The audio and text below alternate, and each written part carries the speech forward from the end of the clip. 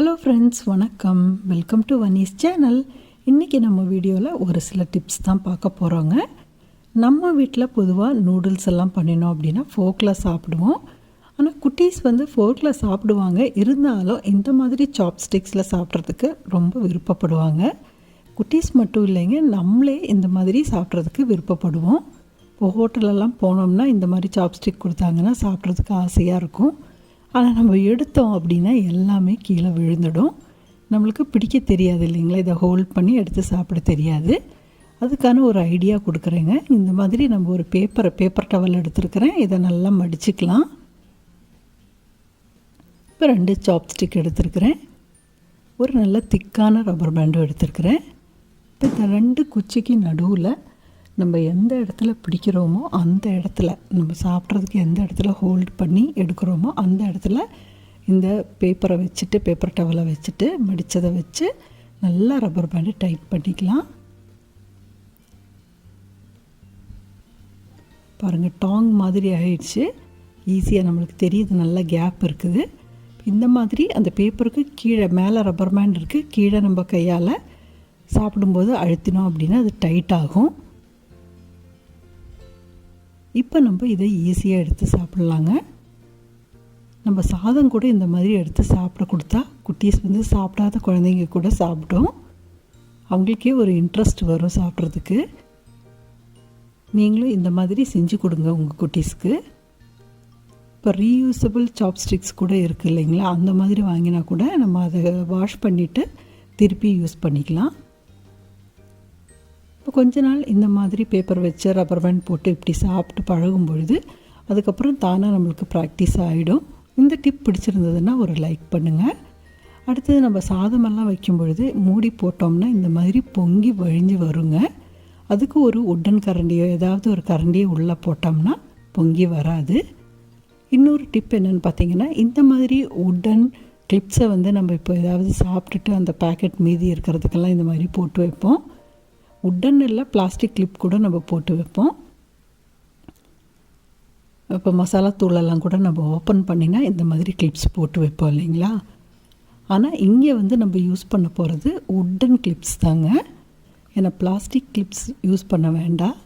பேக்கெட்ஸ்க்கெல்லாம் close பண்ணுவோம், but இந்த டிப்புக்கு use பண்ண வேண்டாம்.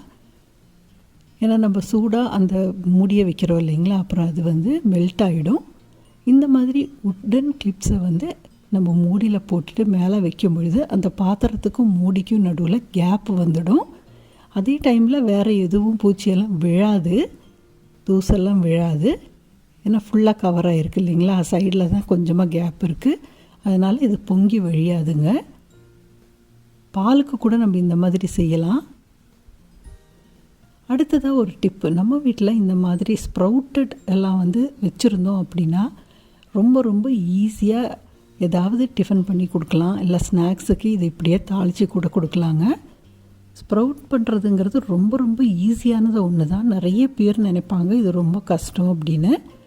நம்ம ஒரு 6லேருந்து 7 மணி நேரம் ஊற வச்சுட்டு, சுண்டல் ஆகட்டும், தட்டைப்பயிறு, பாசிப்பயிறு எது ஆகட்டும், இதை ஊற வச்சுட்டு அப்புறம் தண்ணியை நல்லா வடித்து இந்த மாதிரி நம்ம ஒரு வடிகட்டியில், ஜூஸ் வடிகட்டியில் போட்டு வச்சுக்கலாங்க. கொள்ளு கூட இந்த மாதிரி நம்ம வைக்கலாம். வச்சு ஒரு மூடியால் மூடி வச்சுக்கலாங்க. இல்லை நீங்கள் ஒரு துணி போட்டு கூட மூடி வச்சிடலாம். அடுத்த நாள் காலையில் பார்த்தாங்களே தெரியும், லேசாக அந்த ஸ்ப்ரவுட்ஸ் எல்லாம் வந்திருக்கும். அப்புறம் இன்னும் கொஞ்சம் ஹவர்ஸ் எக்ஸ்ட்ரா வச்சோம் அப்படின்னா நல்லா முளைக்கட்டி வர ஆரம்பிச்சிடும். இதை நம்ம ஸ்டோர் பண்ணி ஃப்ரிட்ஜில் வச்சோம் அப்படின்னா நம்ம 1 வீக் வரைக்கும் நம்ம ஸ்நாக்ஸ் வேணும்னா பச்சையாக சாப்பிட்றதானாலும் சாப்பிடலாம். நல்லா ஊறி இருக்குது, ரொம்ப ஹெல்த்தியானது கூட. இல்லை நம்ம தாளித்து சாப்பிட்றதானா கூட சீக்கிரமாக நம்ம கடகடன்னு தாளித்து அப்படியே சாப்பிட்டுக்கலாங்க. ரொம்ப ரொம்ப ஹெல்த்தி. வெயிட் லாஸ் ஜேர்னியில் இருக்கிறவங்க இந்த மாதிரி பண்ணி சாப்பிட்டுக்கலாம். 1 வீக் வரைக்கும் எதுவுமே ஆகாது ஃப்ரிட்ஜில் வச்சோம் அப்படின்னா. இதில் நம்ம இப்போ சுண்டல் இந்த மாதிரி வச்சோம் அப்படின்னா நம்ம சுண்டல் செஞ்சு சாப்பிட்லாம், இல்லை வடை செஞ்சு சாப்பிட்லாம், தட்டைப்பயிரை அப்படியே வேக வச்சு சாப்பிட்லாம், இல்லை தாளித்து சாப்பிடலாம். பாசிப்பயிரெலாம் நிறைய விதமான ரெசிபீஸ் பண்ணலாங்க. வடை செய்யலாம், இட்லி பண்ணலாம், தோசை பண்ணலாம். இப்போ பாருங்கள், ஒரு தோசைக்கான மெத்தட் தான் சொல்கிறேன். ஸ்ப்ரவுட்டட் க்ரீன் கிராம் எடுத்துருக்கிறேன், கொஞ்சமாக ஜீரகம், உப்பு, 2 பச்சை மிளகாய், கொஞ்சமாக இஞ்சி, இது எல்லாத்தையும் போட்டு இதை அரைச்சி எடுத்துக்கலாம். பாருங்கள், சூப்பராக அரைச்சி எடுத்தாச்சு. இதை ஒரு பவுலுக்கு மாற்றிக்கலாம். இதோட பொடியாக நறுக்கின வெங்காயம், கொஞ்சமாக மஞ்சத்தூள் நல்ல ஒரு கலரை கொடுக்கும். இப்போ இது எல்லாத்தையும் சேர்த்து நல்லா மிக்ஸ் பண்ணி தோசையாக ஊற்றி எடுத்துக்கலாங்க. நீங்கள் வேணும்னா கேரட் எல்லாம் கூட போடலாம். இது வந்து நீங்கள் 2 தோசை சாப்பிட்டீங்க அப்படின்னா உங்களுக்கு பசிக்கவே பசிக்காதுங்க. நல்ல ஹெல்த்தியானது கூட. நம்ம இதில் வேறு எதுவுமே சேர்க்கல, அரிசி எதுவுமே சேர்க்கல. அடுத்தது பார்த்திங்கன்னா, உரமோர் இல்லாத டைமில் எப்படி தயிர் பண்ணுறது அப்படின்னு தாங்க. இந்த மாதிரி நல்லா ஹோல் மில்க் எடுத்துக்கலாம். இதை வந்து நல்லா காய்ச்சிக்கலாங்க, தண்ணி விட வேண்டாம், நல்லா காய்ச்சி எடுத்துக்கலாம். அடிக்கனமான பாத்திரத்தில் வச்சு காய்ச்சிக்கோங்க. கொஞ்சம் சிம்மில் வச்சுக்கோங்க. வச்சுட்டு இடையில கிளறி விட்டுக்கோங்க. அந்த பால் ஆடை அதை வந்து மேலே படியாத மாதிரி, ஏடு படியாத மாதிரி அதை நல்லா கலந்து விட்டுருங்க. இப்போ சம்டைம்ஸ் நம்ம தயிர் எல்லாமே தீத்துருவோம் உரைக்கு இல்லாமல். அந்த மாதிரி டைமில் இந்த மாதிரி செஞ்சு பாருங்கள். இப்போ பாருங்கள், நல்லா காய்ச்சின பாலை வந்து ஆற விட்டுறலாம். ரொம்ப சில்லுன்னு பண்ண தேவையில்லை. கொஞ்சம் ஒரு வெதுப்பாக இருக்கும் பொழுது நான் இந்த மாதிரி ஒரு மண் பானை எடுத்துருக்கிறேன். அதில் இந்த பாலை ட்ரான்ஸ்ஃபர் பண்ணிக்கலாம். நீங்கள் இப்போ மண் பானை இல்லைன்னா பரவாயில்ல, ஒரு பாத்திரத்தில் கூட போட்டுக்கலாங்க. இதில் ஒரு இஞ்சி துண்டை போட்டிருக்கேன், நான் போட்டு மூடி வச்சுருக்கிறேன். இஞ்சியை தோலெல்லாம் எடுத்துகிட்டு நல்லா கழுவிட்டு அதை அப்படியே போட்டிருக்கிறேன். இப்போது ஓவர் நைட் அப்படியே விட்டுருக்குறேங்க. நான் வெயில் காலமானால் ஒரு நைட்லேயே ஆகிடும் நம்மளுக்கு. ரொம்ப குளிர்காலம், மழை காலம் இருந்தால் தான் கொஞ்சம் டைம் எடுக்கும் நம்மளுக்கு. இப்போ பாருங்கள், அடுத்த நாள் காலையில் 10 மணி ஆயிடுச்சு. மூடியை திறந்து எடுத்தால் எவ்வளவு அருமையாக கெட்டியாக தயிர் ரெடியாக இருக்குது பாருங்கள். நம்ம ஒரே ஊற்றலை, இஞ்சி தான் போட்டிருக்கிறோம். ஆனால் சூப்பராக நம்மளுக்கு தயிர் ரெடி ஆகிடுச்சு. எவ்வளோ கட்டியாக வந்திருக்குது பாருங்கள்.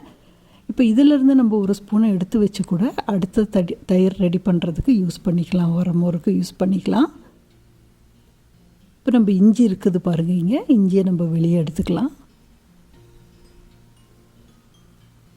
தயிரும் நல்லா கமகமான வாசனையாக இருக்கும். அதே டைமில் இவ்வளோ குயிக்காக பண்ணிடலாங்க. இந்த டிப் எல்லாமே உங்களுக்கு பயனுள்ளதாக இருக்கும் அப்படின்னு நம்புகிறேன். இந்த டிப்ஸ் உங்களுக்கு ட்ரை பண்ணி பாருங்கள், நீங்களும் ட்ரை பண்ணி பாருங்கள். இந்த வீடியோ பிடிச்சிருந்ததுன்னா லைக் பண்ணுங்கள், கமெண்ட் பண்ணுங்கள், உங்கள் ஃப்ரெண்ட்ஸோடு ஷேர் பண்ணுங்கள். இது வரைக்கும் சப்ஸ்கிரைப் பண்ணாதவங்க சப்ஸ்கிரைப் பண்ணுங்கள். பாய் அண்ட் தேங்க்யூ.